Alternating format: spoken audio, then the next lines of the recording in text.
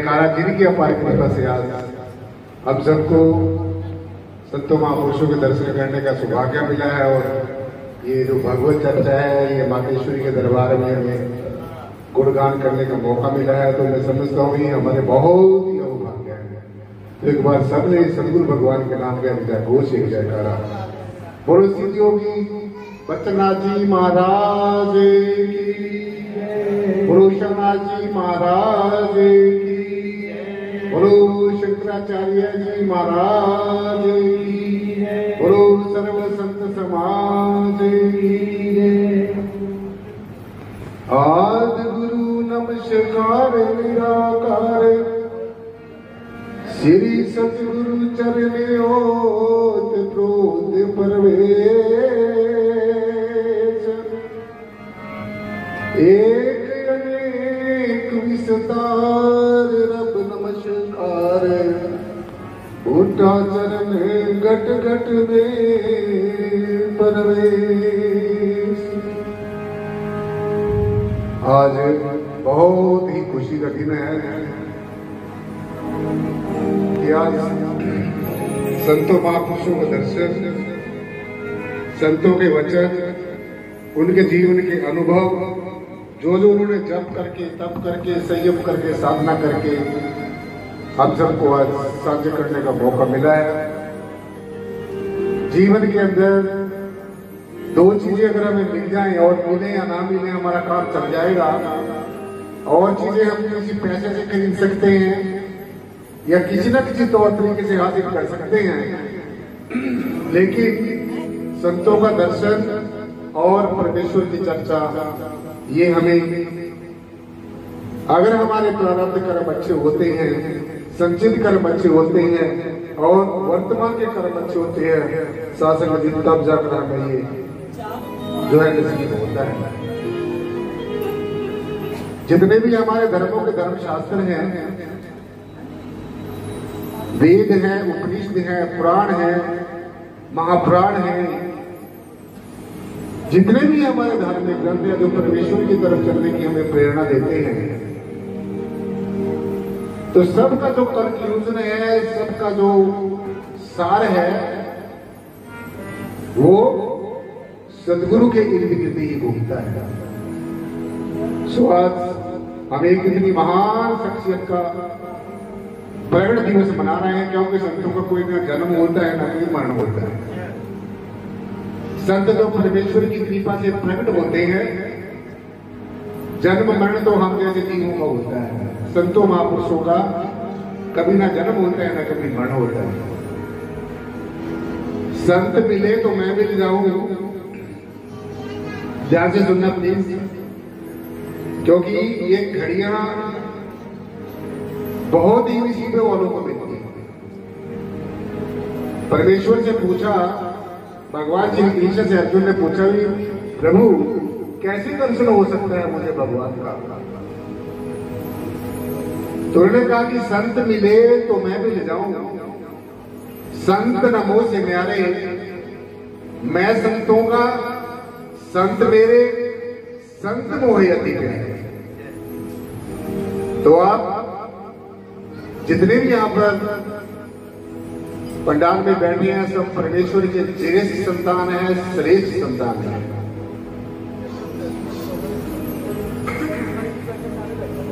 तो बच्चनाथ जी महाराज के परिचय की कोई जरूरत नहीं है, वो कोई किसी परिचय के मोहताज नहीं है, एक महान शख्सियत है। और उनके जो साक्षात प्रतिनिधि हैं, उनके जो स्वरूप हैं, परम पूजनीय महाराज श्री उषानाथ जी महाराज के आज हम दर्शन दीदार कर रहे हैं, तो उनको शत शत शासन में हम नमन करते हैं। इन्होंने इतने जीवों का कल्याण किया है और हमेशा इतने सरल स्वभाव के हैं, हमेशा आपकी हर एक बात का जो जिज्ञासा को शांत करने के लिए तत्पर रहते हैं। तो इसलिए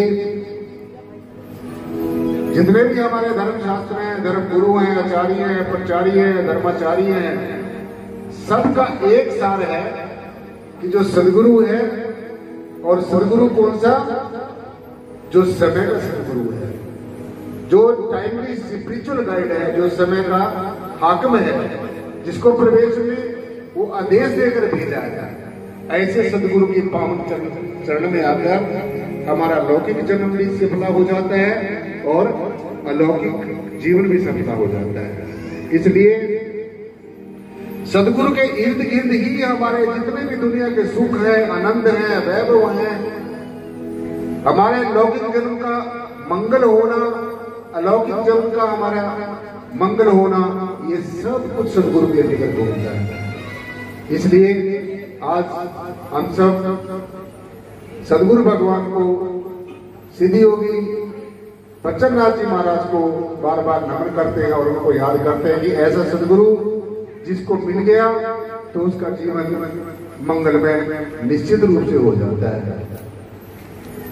इसलिए शास्त्र जी, सदगुरु जिसका मेहरबान है उसके ऊपर जितने भी देवी देव हैं, अनेकों इस यूनिवर्स के अंदर, ब्रह्मांड के अंदर अनेकों दिव्य शक्तियां हैं, चाहे ब्रह्म जी हैं, विष्णु जी हैं, शिव जी हैं और अनेकों शक्तियां हैं, वो सब सदगुरु की कृपा से सब ऐसे जिज्ञासु के ऊपर, साधक के ऊपर मेहरबान हो जाती है। जहाँ पे कृपा सदगुरु की हुई तहाँ पे कृपा करे हर कोई। जिसके ऊपर सदगुरु मेहरबान है, परंतु सदगुरु ऐसे मेहरबान नहीं होता, ये भी समझने वाली बात है। वो कहा है कि अगर तू मेरे ऊपर कुर्बान है तो मैं भी तेरे ऊपर मेहरबान हूं। तो ये जो भक्ति मार्ग, ये गुरमत लाई, ये कुर्बानी का मार्ग है, ये त्याग तपस्या का मार्ग है, ये साधना आराधना का मार्ग है। इसको हम वैसे कह देते हैं आसान है, परंतु इतना आसान नहीं है, क्योंकि हम लोग तो इसके भुगत भोगी हैं, हमने देखा है। इसलिए जब सदगुरु की कृपा होती है, मैं ज्यादा समय नहीं लेता आपका, मैं आपको बताऊं कि जब सदगुरु की आपके ऊपर कृपा होगी तो आपको कैसा महसूस होगा, और जब सदगुरु की कई बार कोप दृष्टि भी हो जाती है तब कैसा महसूस होता है। क्योंकि ये अनुभव का विषय है, ये देखा देखी का विषय नहीं है, ये एहसास करने का विषय है, ये रियलाइजेशन करने का विषय है। तो जब सदगुरु की मेहरबानी होती है तो हमें, चाहे हम सदगुरु को बुलाना भी चाहे, फिर भी हमें सदगुरु बार बार याद आता ही रहता है। चाहे हमें सोचो भी अब जाना नहीं है, लेकिन अगर सदगुरु के पास आप नहीं जाएंगे तो सदगुरु तुम्हारे पास आ जाएगा। क्योंकि जब ये प्रेम, प्यार, प्रीति शिष्य और गुरु के बीच में हो जाती है तो फिर कोई किसी फॉर्मेलिटी की जरूरत नहीं है। बस फिर तो ये समझना है कि आप सदगुरु के ऊपर कितने की कुर्बान है, कितना आप सेक्रीफाइस आपने किया है, कितना आप समर्पित हो, कितना आप मन, वचन और कर्म से कितने आप सदगुरु की शरणागत हो। ये कहने का मार्ग नहीं, ये करने का मार्ग है। यह करने का खेल है, ना ही बुद्धि का विचार, कथनी चोट करनी करे तब पावे कुछ साथ। जैसे हमारे महात्मा जी आपको अभी सबरी की बात सुना रहे थे। सबरी ने तो कोई मेरे ख्याल में पीएचडी नहीं की थी, उसने कोई एमए, बीएड, जो भी कितनी बड़ी डिग्रियां नहीं की हुई थी। तो सबरी, उसका नाम सबरी इसलिए रखा था क्योंकि उसको सब्र था, संतोष था, अपने सदगुरु के ऊपर भगवान के प्रति अनन्य भक्ति थी। दो तरह की भक्ति होती है, एक तो स्वार्थी लोग होते हैं, स्वार्थ के लिए कटोरा उठा के सदगुरु के सामने हर समय खड़े हैं, वो स्वार्थी है। एक अर्थार्थी है जो अर्थ के लिए, पैसे के लिए, माया के लिए हर समय सदगुरु को याद करते हैं।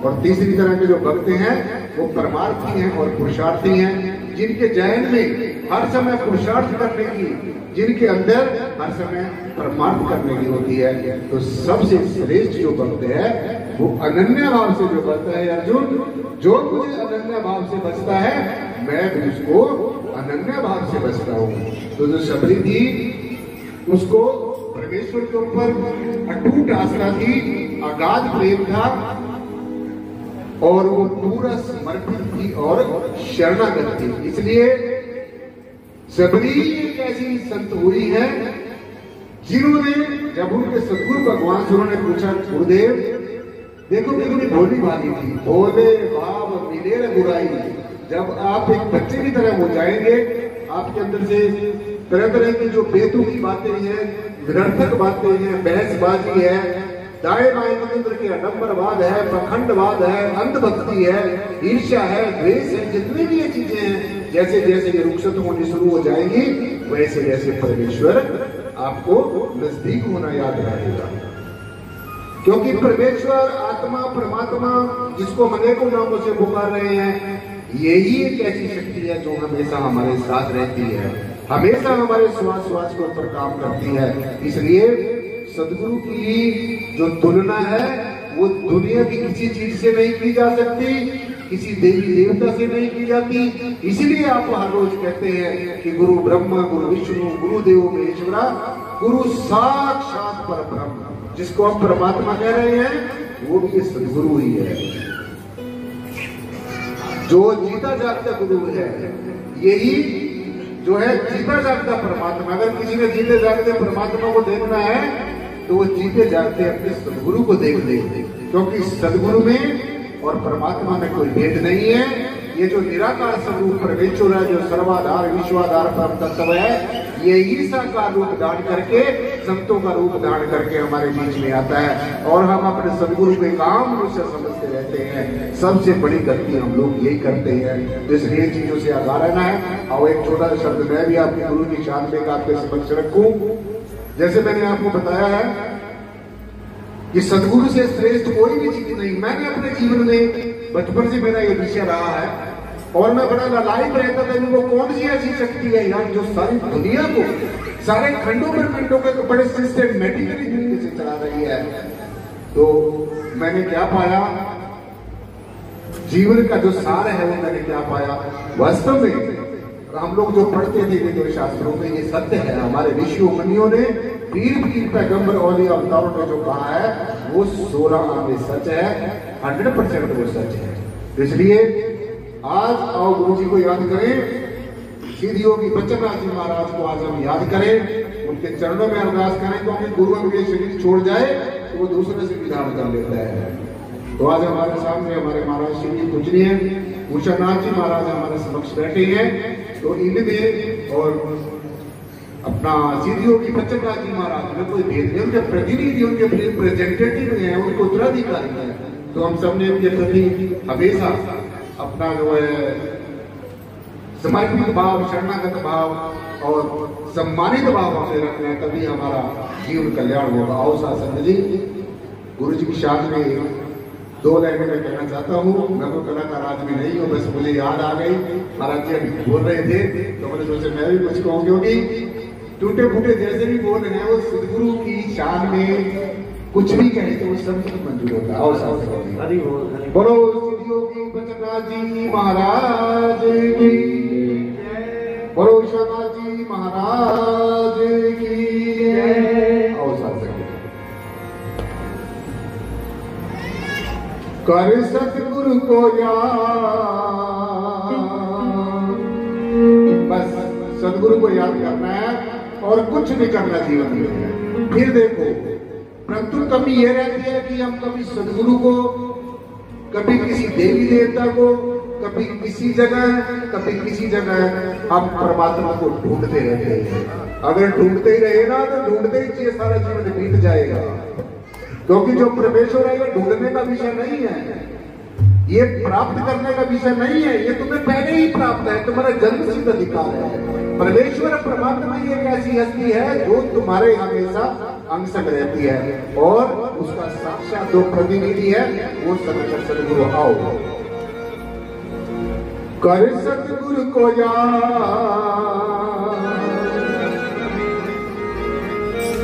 पता नहीं क्या दे दे,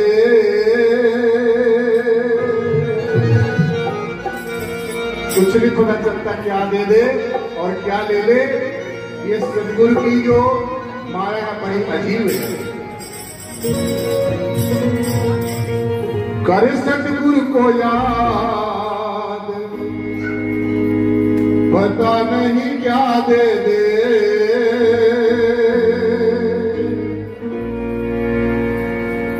सुन ले ये फरियाद,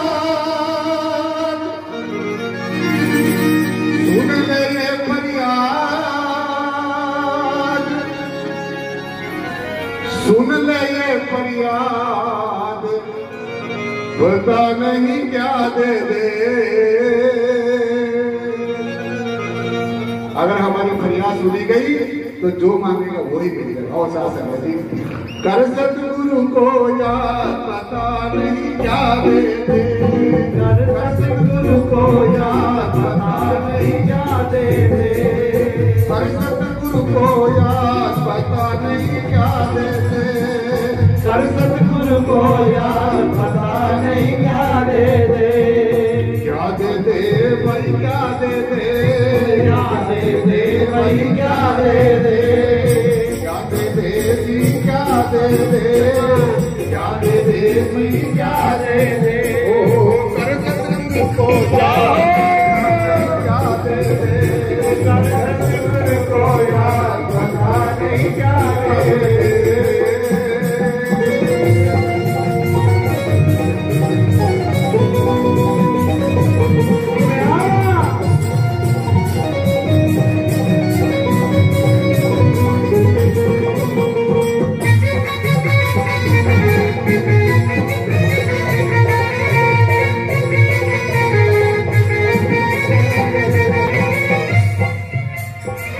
सबका मालिक एक है सतगुरु कष्ट मिटाने आए।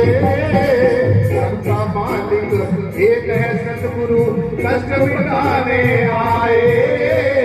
सतगुरु का दीवाना होगा समय निकल ना जाए। सतगुरु का दीवाना होगा समय निकल ना जाए। फिर क्या होगा। फिर क्या होगा। भक्ति का प्रसाद मांगने। भक्ति का प्रसाद बता नहीं क्या दे दे। शर्त फिर वही है कौन सी। कर सतगुरु को याद पता नहीं क्या दे दे। सतगुरु को याद पता नहीं क्या दे दे। क्या दे दे जी क्या दे दे। क्या दे दे भाई क्या दे दे। जो मांगेगा वही दे दे। जो मांगेगा वही दे दे। कर सतगुरु को याद पता नहीं क्या दे दे। कर सतगुरु को याद पता नहीं क्या दे दे।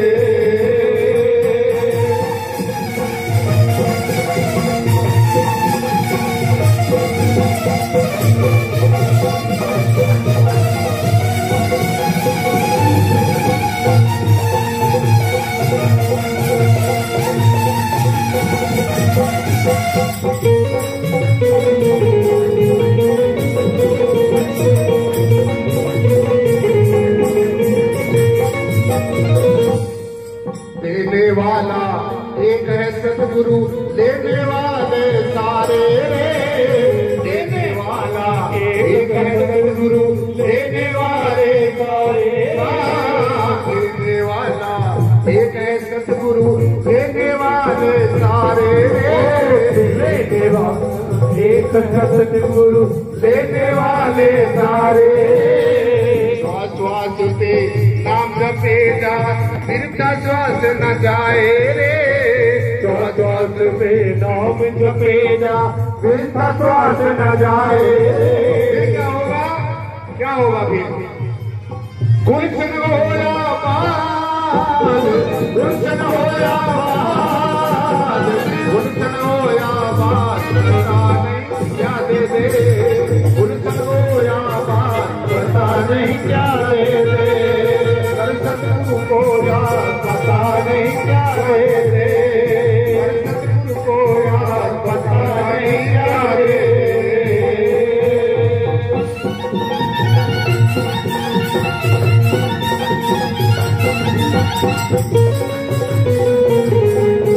ताली बजानी सही।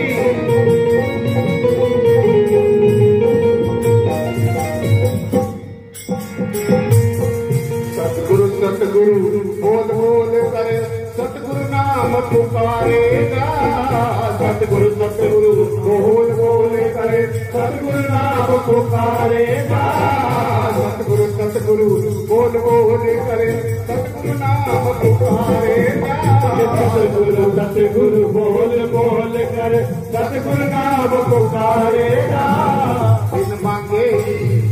इतना मिल जाए किस्मत खुल तेरी प्यारे का, बिन मांगे इतना मिल जाए किस्मत खुल गई प्यारे का, बिन मांगे ही इतना मिल जाए किस्मत खुल तेरी प्यारे का, बिन मांगे इतना मिल जाए किस्मत तेरे प्यारे का। फिर क्या होगा, फिर क्या होगा? भक्ति का प्रसाद भावने, भक्ति का प्रसाद भावने गाने दे। शर्त फिर वही है क्या? कर सतगुरु को याद, क्या दे दे, कर सतगुरु को याद, बता दे क्या दे दे, क्या दे दे जी, क्या दे दे, क्या दे दे भाई, क्या दे दे, जो मांगेगा वही दे दे, जो मांगेगा वही दे दे, कर सतगुरु को याद, बता दे क्या दे दे, कर सतगुरु को याद, बता दे क्या दे दे।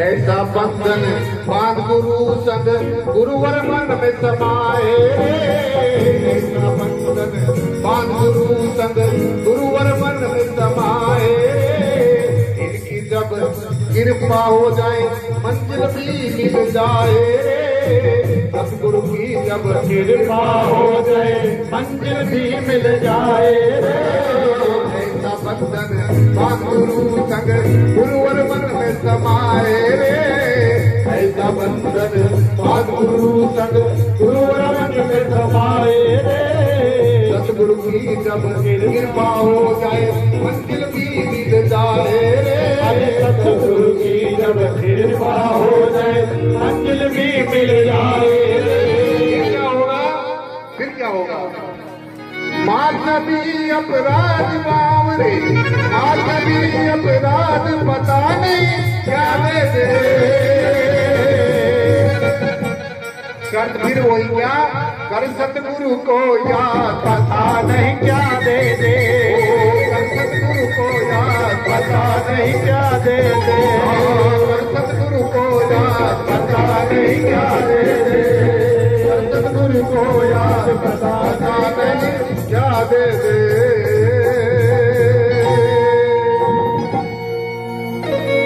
तो साथ जी सदगुरु के इर्द गिर्द सदगुरु मेरा सदा है नाले, सिमर सिमर प्रभु आप संभाले। हमने सदगुरु को याद करना है, तय दिल से याद करना है, मन से वचन से कर्म से याद करना है। फिर देखो तुम्हारे जीवन में कैसा उल्लास आता है, कैसा तुम्हारा रूपांतरण होता है। अंदर का भी रूपांतरण होगा, बाहर का भी रूपांतरण होगा।